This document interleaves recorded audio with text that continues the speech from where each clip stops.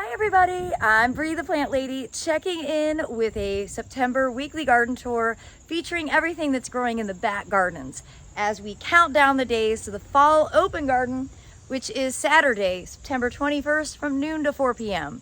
Remember, it's a free, no registration, rain or shine celebration. I hope you will be here at noon so that you can take part in our epic champagne toast and ribbon cutting to officially open the greenhouse for events. But without further ado, let me turn this camera around because there is so much to show you. Well, the fence line is looking awesome. Ignore the hundreds of thousands of castor bean seedlings that I have not dealt with yet. Focus your attention here, where we've got beautiful burgundy leafed castor beans. This is a variety that was collected in Laos by a dear friend who sadly has passed away.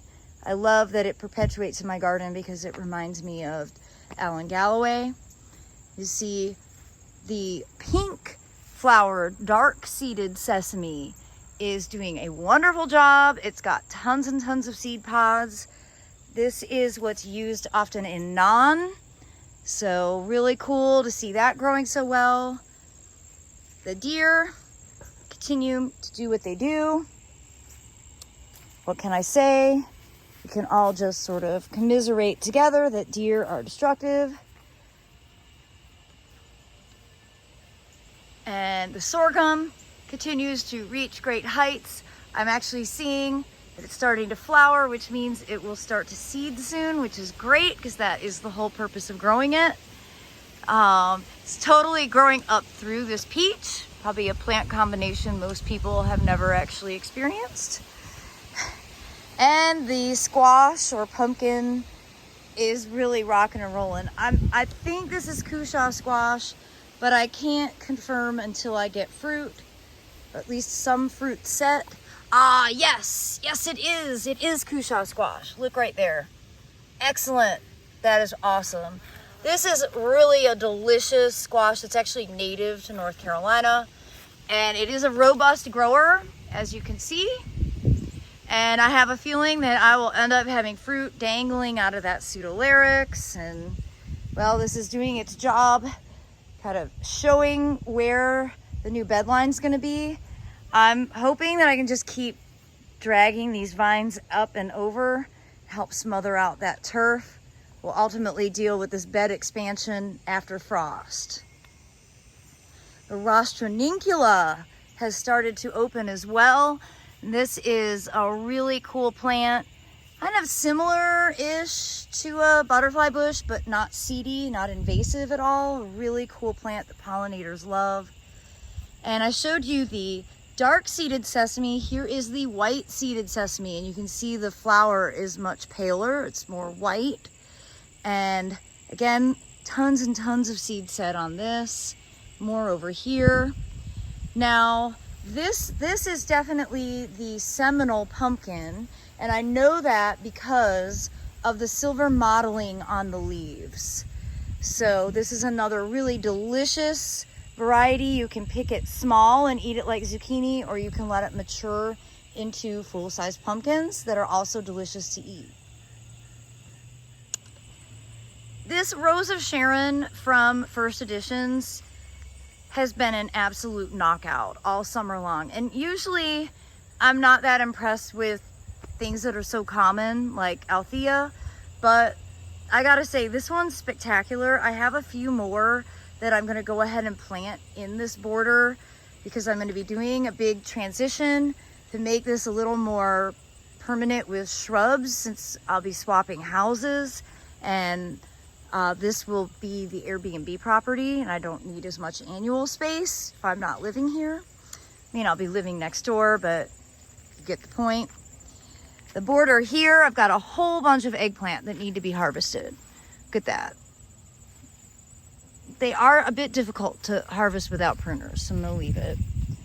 And I did get this border replanted last night. And I have a video that will come out later in the week to show you all the specifics. But I cleaned up a lot of the stuff that was in here. I'm hoping over the course of the week that some of the zinnias and stuff will perk up. They kind of got knocked down by the rain. And I got a bunch of cool season veggies planted, like broccoli, mustard, cauliflower, kale. So I'm glad to have this border replanted for the season, and the peppers that got planted this summer are doing great.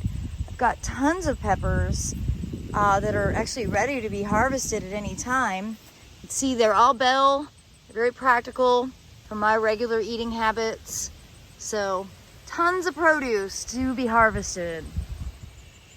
And speaking of harvest, this tomato is doing so well. This is a volunteer, because this is where the compost pile used to be located, and you can see really wonderful Roma tomatoes that are growing here.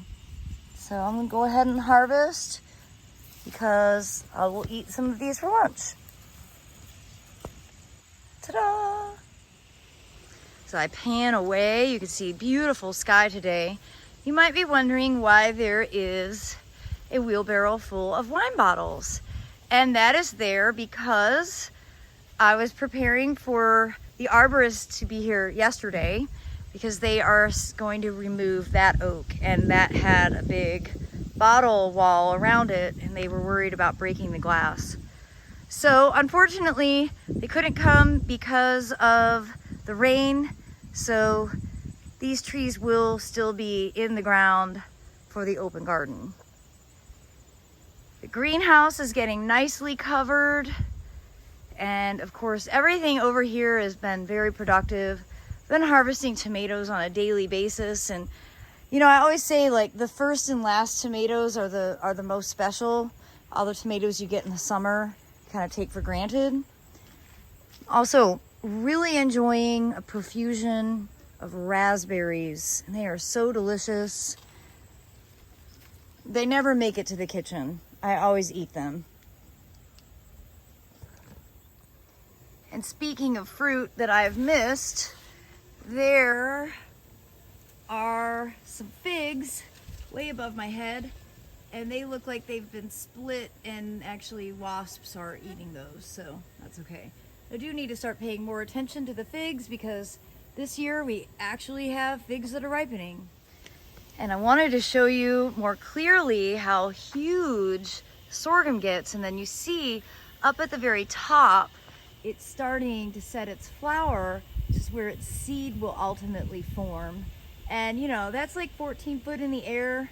I don't have to worry about the birds being stalked by my cats. They'll be able to eat that seed right off of the plant. Well, and this is a nice surprise, although I'm a bit worried about how many worms are actually inside of this little butternut squash. You could see lots of holes. But always nice to have some fruit that I might be able to eat, unless the caterpillars eat all of it. And everything over here is looking great. Again, lots of peppers and tomatoes to harvest. I've been harvesting the cantaloupes, or whatever that melon is that I planted in here. And I am kind of letting these peppers actually turn because they're really delicious when they're orange. Same thing with these bell peppers, because these are actually orange bell peppers. You can, of course, eat them when they're green, but they're a bit sweeter when they ultimately change color. It sure would be amazing to have weather like today a week from now. I'm not going to hold my breath for it, but that would be splendid. You could see that those mangave are really blooming, and at night the hummingbirds just are constantly hovering here. And oh, this is cool. There's actually an anole up there on it. Isn't that cute? So now that I'm standing here watching him, I think he's actually eating the pollinators that are attracted to the flowers. He was just chewing. I don't think he's eating the plant. He's eating bugs. That is pretty amazing. And everything here in the fire pit bed is doing great. Tons of tomatoes coming. It's just so exciting. They didn't all die this year. And, you know, again, you can't beat Coleus for just putting on a massive display.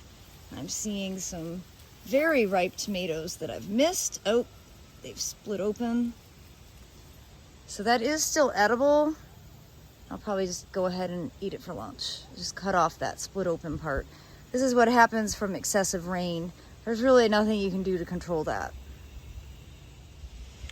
Well, the feed tank bed is full and lush. And I think when I do the renovation on it, I'm sadly actually going to have to take the feed tank out, because when this house becomes the Airbnb, having this hole of water is too much of an insurance liability. So we're actually gonna put a fountain in and make it more of a formal bed. I'm gonna desperately miss my swimming hole, but I've got big plans for putting a nice plunge pool in at the White House. So you'll have to stay tuned as I continue to build out more new projects and kind of make this big transition. I love this combination with the Cupia, the Coleus, and the zinnias. And I think when in doubt, if you want a spectacular summer garden, just get those 3 plants. It doesn't actually take all that much to be able to fill out a bed that isn't really all that large, and you end up with a great colorful display that pollinators and hummingbirds and butterflies absolutely love.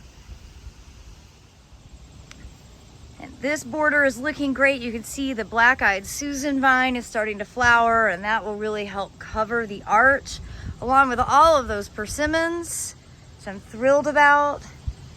And then my all-time favorite spot in the garden here, this south-facing border. The rice looks great. Everything is growing strong. And I'm really excited for all of you to get to see this in person. And the last thing I want to show you is that this turmeric that's planted here in the driveway has put on its first flower. And it's so beautiful. It's so exciting to be able to see this. So there you have it. That's turmeric from the grocery store, planted last year, overwintered under the house, and then growing in the driveway for the duration of summer. Well, everybody, I look forward to welcoming you on Saturday from noon to 4 p.m. And for those of you who can't make it, you can be here with us in spirit. I'll be sure to capture photos and post a highlights video. Well, as always, thanks so much for watching, and happy gardening. I look forward to sharing more updates right here from my gardens in Fuquay-Varina, North Carolina.